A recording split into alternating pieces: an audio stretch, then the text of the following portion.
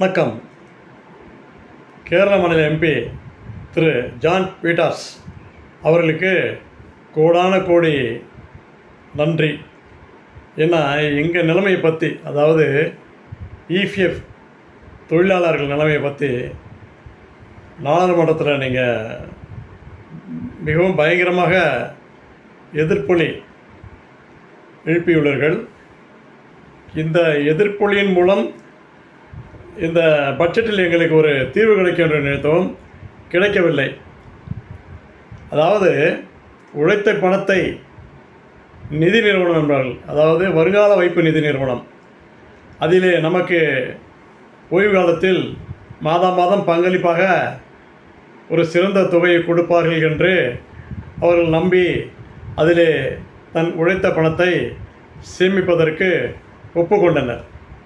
நிதி நிறுவனங்கள் தான் சேர்த்த பணத்தை அப்படியே எடுத்து செல்லும் என்றால், அரசு சார்ந்த இந்த இபிஎஃப் நிறுவனமும் தொழிலாளர் பணத்தை மொத்தமாக வைத்துக்கொண்டு குறைந்த அளவே மாதம் ஓய்வூதியம் வழங்குகிறது. அது 1000 3000 ரூபாய்க்குள்ளே, அது மிஞ்சி போனால் ஒரு 3500 ரூபா, அவ்வளோதான். அது தற்போது ஓய்வு பெற்றவர்களுக்கு. இது என்ன முடியும் சொல்லுங்கள்? என்ன விலைவாசி விற்கிறீங்க? இன்றைக்கி தங்க விலை தெரியுங்களா? அவங்களுக்கு பொண்ணு இருந்தால் கல்யாணம் பண்ணி கொடுக்க முடியுமா?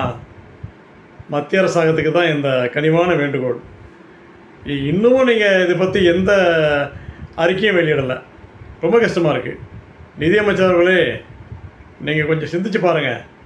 ஒரு 4 பொண்ணு 3 பொண்ணு வச்சுருக்கிறவருடைய நிலைமை எப்படி சொல்லுங்கள்? அவங்க நிலைமை எப்படி பாருங்கள். அதெல்லாம் ரொம்ப கேள்விக்குறியாக இருக்குங்க. நம்பி தாங்க அந்த ப்ராவிடென்ட் ஃபண்டில் பணத்தை போட்டாங்க.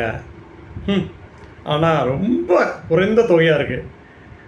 இதை அனைத்து எம்பிகளும் நாடாளுமன்றத்தில் குரல் எழுப்ப வேண்டும். உங்களுக்கு 5 ஆண்டு காலம் பணிபுரிவதற்கே குறைந்தபட்சம் 30,000 45,000 வரை ஓய்வூதியம் இருக்கக்கூடும் எனது கணிப்பு. எங்களுக்கு வெறும் 1000 ரூபாலேருந்து 2000 ரூபா, மிஞ்சி போனால் 3500 ரூபா. நாங்கள் 38 ஆண்டுகள் 40 ஆண்டுகள் 45 ஆண்டுகள் உழைத்திருக்கிறோம். இதை அத்தனை எம்பிக்களும் கேள்வியாக நீங்கள் நாடாளுமன்றத்தில் எழுப்பினா ரொம்ப நல்லாயிருக்கும். குறைந்த ஓய்வு பெறும் இபிஎஸ் 95 தொழிலாளர்கள் சார்பாக சமூக ஆர்வலர்களில் ஒருவன் நானும் குறைந்த ஓய்வூதியம்தான் பெறுகின்றேன். என்னுடைய ரிட்டையர் 2022. என்னுடைய ஓய்வு தொகை 3750 தான். இது எந்த அளவிற்கு நியாயம்? இப்போ தான் ரிட்டையர்ட் ஆனேன், 2 இயர்ஸ் ஆகுது. ஆனால் இந்த தொகையை வச்சு நான் என்ன பண்ண முடியும் சொல்லுங்கள்? யாரும் எங்களுக்கு வேலை தருவாங்களா? வேலை செய்ய உடம்பு தெம்பு இருக்குமா? முதுமை. ஒரு மனுஷனோட எதிரி யார் தெரியுங்களா? யாருமே இல்லைங்க. அவன் உடலுக்குள்ளேயே வளர்ந்து அவனை கொல்லும், அதுதான் எதிரி. அந்த எதிரியை இருந்து காப்பாற்றி கொள்ள தான் ஓய்வூதியம் என்றை நீங்கள் வழங்கினீர்கள். அது அந்த முதுமையை கொல்லும் நிலையில் அதிகம் இந்த தொகை எங்களுக்கு தெரிகிறது.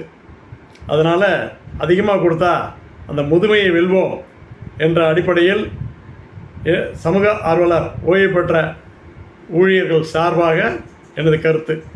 வாழ்க வளமுடன். நன்றி.